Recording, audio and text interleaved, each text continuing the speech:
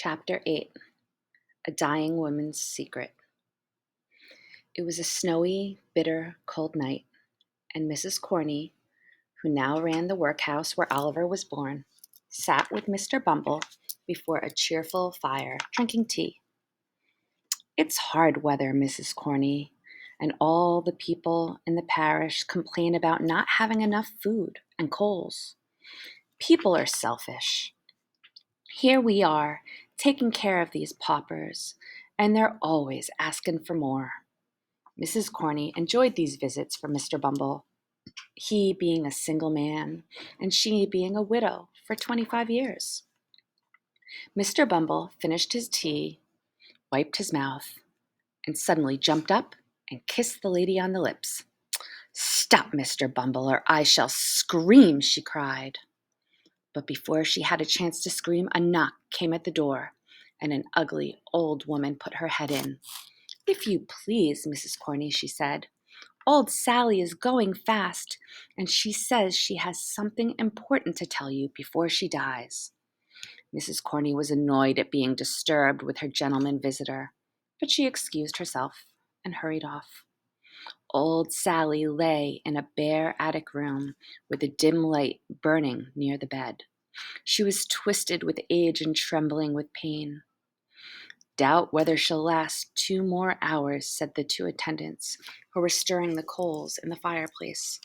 "Listen, you old hag," snapped Mrs. Corney. "I can't waste my time waiting for all the sick people in this place to die."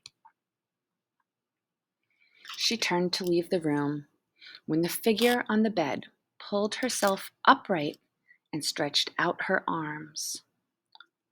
"Don't go," came a weak voice.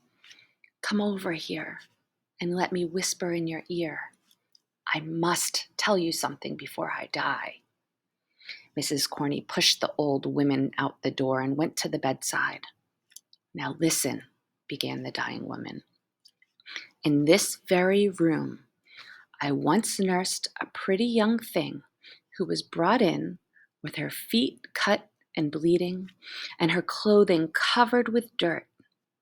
She gave birth to a baby boy and then died. The year was, I think—" "Never mind the year," said Mrs. Corney impatiently. "What about the young woman?"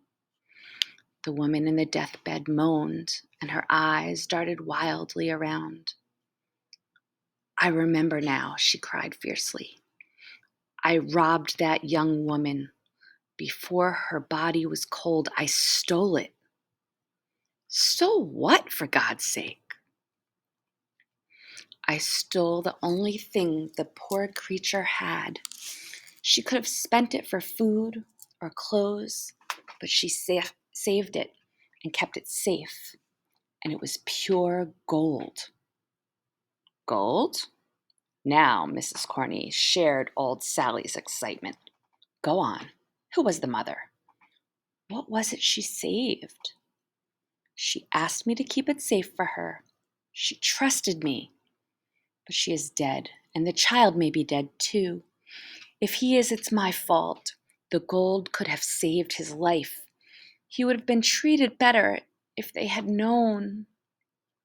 "Known what?" asked Mrs. Corney, who was really puzzled now. "Speak, speak."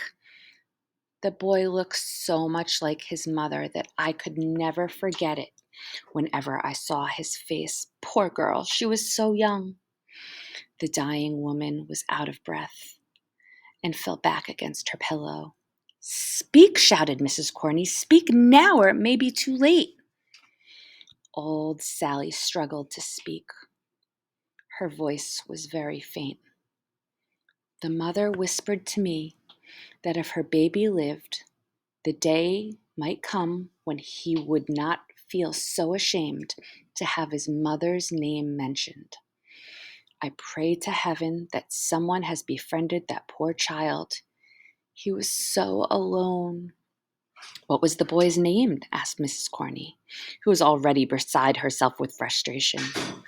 "They called him Oliver, and the gold I stole, I took it to a pawn." The old woman's voice trailed off. She grabbed the sheets with both hands, muttered some strange sounds in her throat, and fell back lifeless upon the bed. Stone dead and nothing to tell after all, muttered Mrs. Corney, as she took a small piece of paper out of the dead woman's hands and walked away in disgust, calling the attendants to come and take care of the body.